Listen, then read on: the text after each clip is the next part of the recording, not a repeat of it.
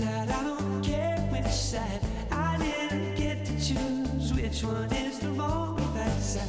Onward, I'm moving forward. I'm no longer in the cracks, no longer on the railroad tracks. I'm moving to the front, I don't belong way in the back. Onward, I'm moving forward. Who do you work for? Hey guys, what's up? Happy Friday and welcome back. Thanks so much for tuning in this week for another episode of the BMuz Reviews podcast. I'm your host, Brandon Musica. As always, we're going to analyze, review, and discuss the latest news and dive into the past regarding movies, music, video games, and much, much more. If you don't already, be sure to follow us on Instagram and TikTok at BMuz Reviews and tune in to the BMuz Reviews podcast each week on Spotify, Anchor, Google Podcasts, and all other streaming platforms. If you're watching on YouTube, we thank you so much for tuning in. Please be sure to like, subscribe, leave a comment below, and hit the bell icon to receive notifications that inform you exactly when our podcast and all other video content goes live. If there's a question or topic that you'd like us to discuss on the podcast, send them to bmuzreviews@gmail.com with podcast, question/topic in the subject line. With all that out of the way, let's not waste any more time and get right to this week's news. Welcome everyone to the BMuz Reviews podcast.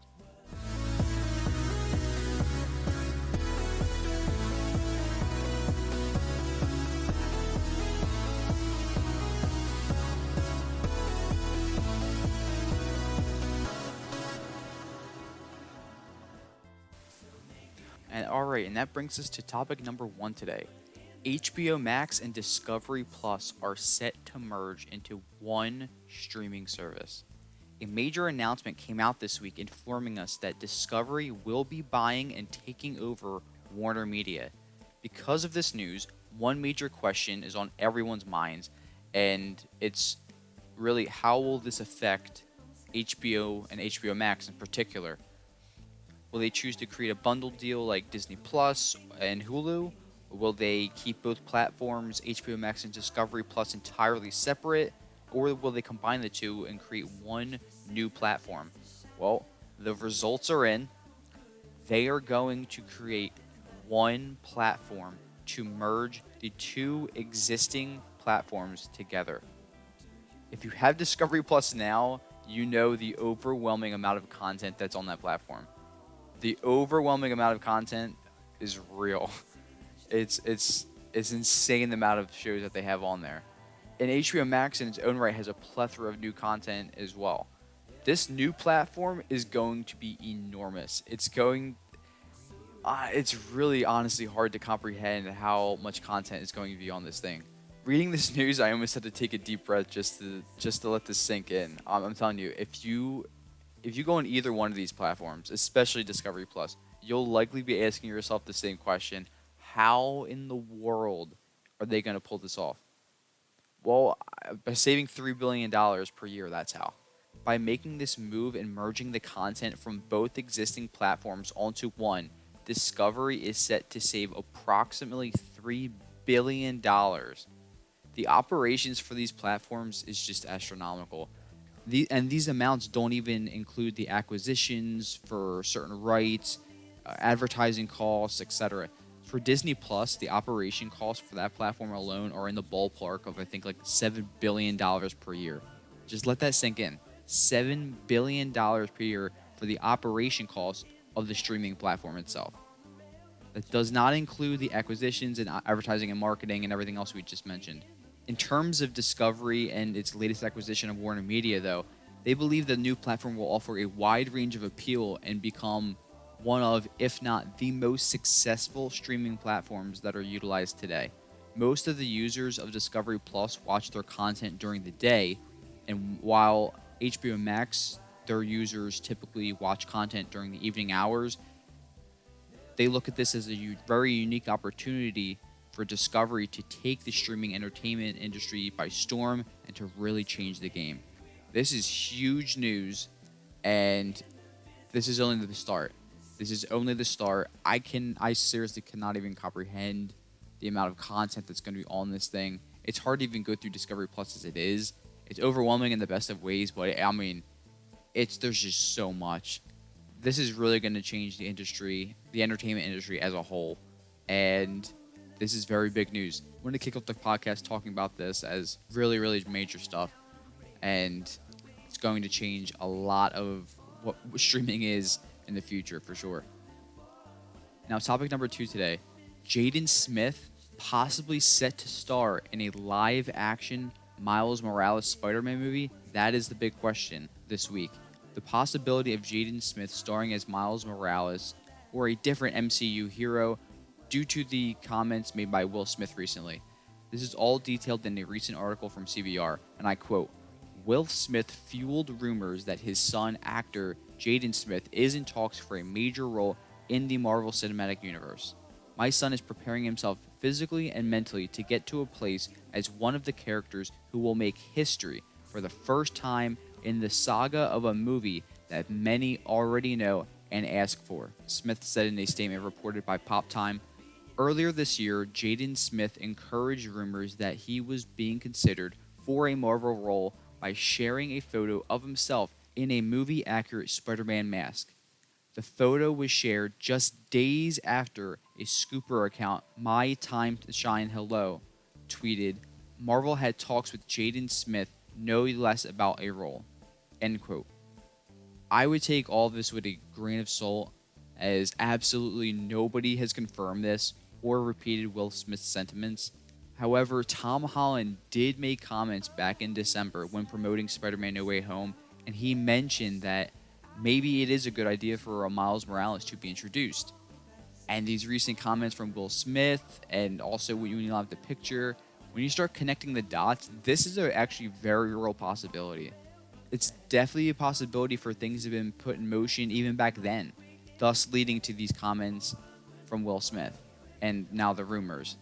Will a Miles Morales live-action movie be put into motion in the near future? Is it already? Will Jaden Smith be the one to score the role? Or will it be another actor? Who would you like to see play Miles Morales? Email us and let us know how you feel about this. And if you're watching on YouTube, comment down below. Topic number 3 today. Deadpool 3 officially is in development and has its director. News broke earlier this week that Deadpool 3 has found its director in Shawn Levy. According to The Hollywood Reporter, I quote, the director is in negotiations to team up with star Ryan Reynolds for the Marvel property, after previously collaborating on 20th Century's pandemic-era hit Free Guy and the just-released sci-fi adventure movie The Adam Project on Netflix. Fans have been chomping at the bit for another chapter in the raunchy, violent, and of course hilarious Deadpool series since the 2018 sequel, which added Josh Brolin as Cable and Zazie Beetz as Domino. Frequent Reynolds collaborators Rhett Reese and Paul Warnick, who penned the scripts for the first 2 films, are now working on Deadpool 3. This will be the first Deadpool film following Disney's acquisition of 20th Century Fox, which released the first 2 installments. End quote. Really looking forward to seeing what this brings. It's great to see the relationship between Shawn Levy and Ryan Reynolds continue to grow and continue to produce successful films as well. I've yet to see Free Guy and I've yet to see Adam Project. Both are films that definitely plan to watch for the YouTube channel as well. Be sure to keep an eye out for when those reactions and reviews come out. But really excited to hear this. Deadpool series has been immensely successful so far. Really happy that they've stuck behind it with its R rating and staying true to the character and what it's meant to be, and not pulling any punches whatsoever. That's for sure, especially if you've seen the first 2 films. Really looking forward to what this collaboration, along with the original writers and Rhett Reese and Paul Warner coming back for this 3rd film, what that all brings and what that gives us. Really excited to see what comes next, and it's time for the Chimi-F'n-Changas. On topic number 4 today, in some sad and unfortunate news, it was reported earlier this week that actor William Hurt has passed away at the age of 71, just a week before his birthday. Hurt earned himself 3 consecutive nominations for the Academy Award for Best Actor for The Kiss of the Spider-Woman in 1985, in which he won the award, Children of a Lesser God in 1986, and Broadcast News in 1987. He also starred in many other movies throughout his career, including Lost in Space, Into the Wild, Robin Hood, history of violence, and most recently Black Widow in the role of General Thaddeus Ross within the MCU. Just want to extend thoughts and condolences to his family and closest friends. May he rest in peace.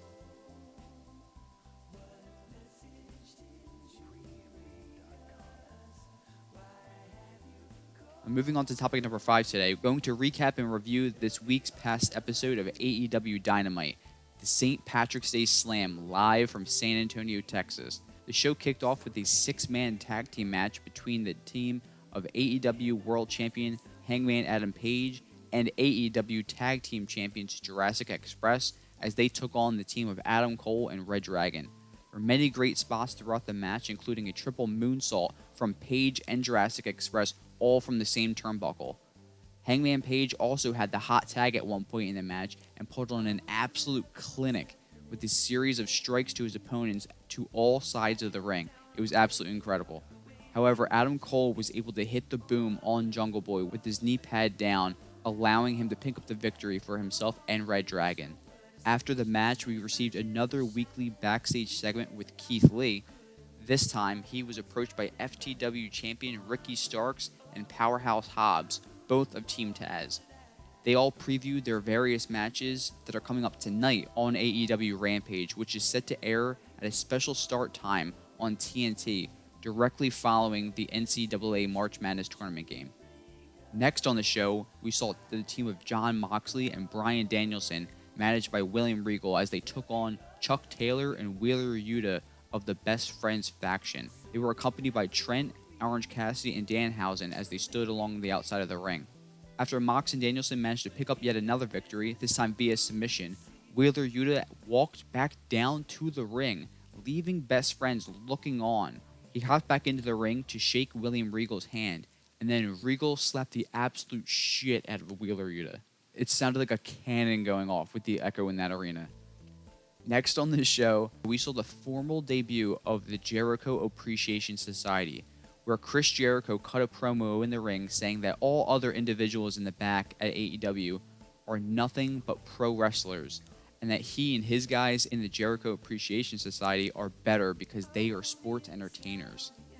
This did not go over well with the fans in attendance, as you can imagine. Jericho is the greatest, though, when serving as a main heel for a company, and this shows. And I think it's interesting based on how William Regal's team of Mox and Danielson have been booked so far, in addition to the tease of younger, newer pro wrestling talent potentially joining the faction under Regal's mentorship. AEW could seriously be building a mega storyline that could eventually culminate into the pro wrestlers versus the sports entertainers. It's a really interesting thought. We'll have to wait and see. It's one that popped in my mind while seeing this all unfold and really thinking about it afterwards. We'll have to wait and see. FTR was then shown backstage with Tony Schiavone, where they gave their reasons for firing Tully Blanchard last week, citing a clear lack of focus as of late, and a lack of focus that ultimately led to the team losing their AEW Tag Team Championship. The Young Bucks then confronted FTR, saying that as long as they're around in AEW, FTR will always be the number 2 tag team. Scorpio Sky then made his first defense of his newly obtained TNT Championship as he took on the face of the ladder match winner and number 1 contender for the title, Wardlow. This match did fall a bit flat for me, as the ending we pretty much all assumed would take place did, almost on cue. Shawn Spears came down the ramp, and as Wardlow was distracted, MJF ran out from the crowd, threw Wardlow into the ringside post, then throwing him back into the ring. Scorpio Sky then quickly rolled up Wardlow and scored the pinfall victory. Now, this cheap win really makes Scorpio Sky look like a weak champion in my opinion here, and I would have much rather seen the two showcase their immense talent in the ring rather than an actual payoff ending with MJF actually paying off and handing a stack of cash to Dan Lambert. You know, it is what it is. We'll have to wait and see how these play out from here. Hopefully Scorpio Sky gets more opportunities to defend the title properly from here on out, and this ultimately gives MJM more massive heat, as he's always looking for, and he definitely gets, for sure. Next on the show, the Hardys made their AEW debut as a reunited tag team, taking on Matt Hardy's former protege team in Private Party. The Hardys picked up the victory in a fun, nostalgia-filled match, Andrade and what is now his faction came down to the ring after the match, but soon after, Darby Allin and Sting ran down and hopped in the ring before Andrade and his team could invade. With only 20 minutes left on the show, the main event came, with number one contender Thunder Rosa taking on AEW Women's Champion Dr. Britt Baker for the title in a steel cage match. Thunder Rosa entered the arena dressed as an authentic matador, along with an all-women's mariachi band playing before her main entrance theme. Both women bled early on in this hellacious match, as Britt Baker also took a sick bump when being thrown from the top rope onto a tower of chairs, landing directly on her spine. Although the finish of the match did feel a bit rushed because of the TV time running out, the back-to-back thumbtack spots were absolutely brutal and ended the match and the show with a bang, along with a newly crowned AEW Women's Champion, Thunder Rosa. Congratulations to her winning the championship, putting on a great show. Both women putting on a great show in Thunder Rosa's hometown of San Antonio, and ultimately making this year's AEW St. Patrick's Day Slam yet another one to remember.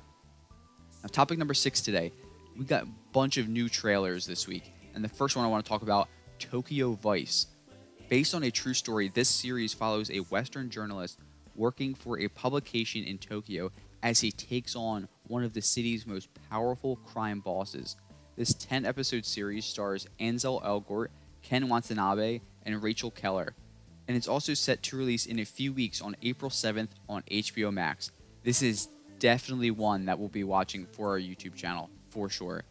This looks awesome, definitely up my alley with a thriller crime drama, especially being based on a true story. It looks really original, and the music in the trailer reviews a great score for the series as well, I think. Definitely looking forward to checking this one out, and wanted to recommend it to you guys to check out as well. Next up for new trailers, we have just received our very first look at the upcoming 3rd season of Barry. I absolutely love this show, and I highly recommend it to everyone.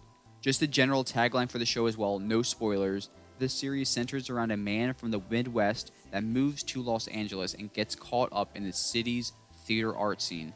The show stars Bill Hader, who is also one of the co-creators of the series, along with Stephen Root, Sarah Goldberg, and Henry Winkler. The show is really great, and I definitely think you should check it out, especially if you're a fan of dark comedies. The 3rd season is set to premiere on April 24th on HBO Max, and the seasons are compiled of only 30-minute episodes, so you have plenty of time to catch up on the first 2 seasons between now and then.